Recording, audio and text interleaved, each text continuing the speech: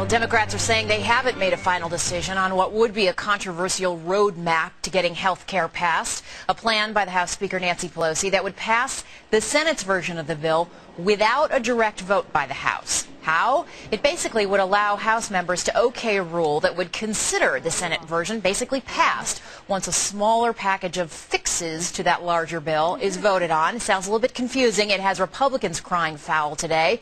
You heard from the Senate side just a moment ago. Republican Lindsey Graham said, quote, Nancy Pelosi's got them all liquored up and looks like they're on their way to make a suicide run.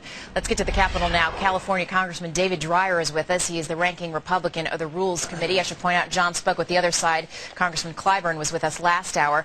Congressman Dreier, this is not illegal for them to do, right? They can do it within the rules, can't they? They say the Republicans have used this before.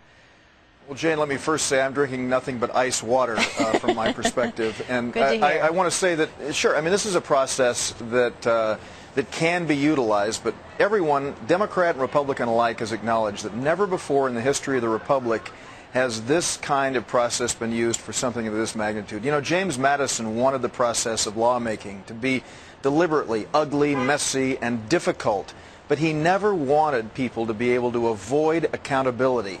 And while everyone says they're for transparency, disclosure, and accountability, Nancy Pelosi and her team have been working overtime to try and figure out ways to avoid accountability. And fortunately, thanks to you and people across this country, the American people get it. They understand that no matter how they tried to hide this, they'll know that people are voting for a plan that will see the government impose mandates on 1/6 of our economy. Well, what's the big deal then if people will know you can still use it as Republicans as a talking point in the 2010 elections, can't you? Yeah, but I'll tell you, Jane, I'll tell you what the big deal is. The big deal is that we were promised when Nancy Pelosi was in the minority that there would be a greater degree of openness, a greater degree of accountability for the actions that take place here in the Congress than had existed in the past, and to work overtime to try and hide something because they know that the American people are not for it. They know how unpopular it is in congressional district after congressional district, and their members who are running for re-election, and again, they're making attempts to try and cover up what it is that they're doing. And so that in and of itself is, to me, a terrible, terrible action. You know, Robert Gibbs was on Fox News Sunday with Chris Wallace and said people out there, the Americans don't care about this process, and that seems to be what you guys are talking about a lot today. He said, quote, we're happy to have the 2010 elections be about the achievement of health care reform. We're happy to run on that.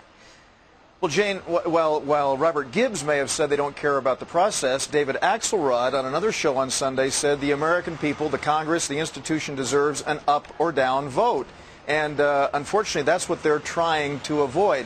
Also, remember last summer, it was June 26th when we got at 3 o'clock in the morning up at the Rules Committee that 300-page amendment to the cap and trade bill. And our minority leader spent time going through it on the House floor the next day. That's when the American people in your audience all across this country began to chant, read the bill. Process is substance, Jane, and the American people are understanding that when you use the process to try and pass something that the American people don't like, the American people understand it. I want to play it for our viewers and for you, just a portion of what Congressman Clyburn said when John spoke to him last hour about this process. Take a listen, if you will. Well, I don't know if that's in the plans or not. There are 2 or 3 different ways to do this. That is one of the ways that's being discussed. And that's the way that's been used at least 100 times since I've been here in the Congress, and I've only been here 18 years. So this is nothing unusual.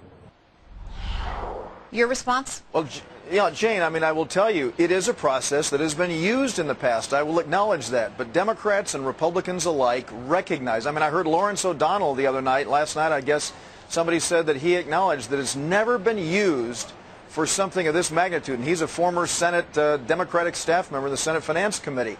You know, so the Democrats, it's never been done on something that is this large or this controversial. And that's why it's very, very important for us to ensure that we have full accountability. And again, I encourage members of your audience, people in your audience, to contact my Democratic colleagues who are wavering, and those lists are all over. They need to get their voices heard by members of Congress, and I hope very much that they will do that. We've gotten both sides. California Congressman David Dreier, good to hear from you. You Thanks. bet. Thanks, Jane.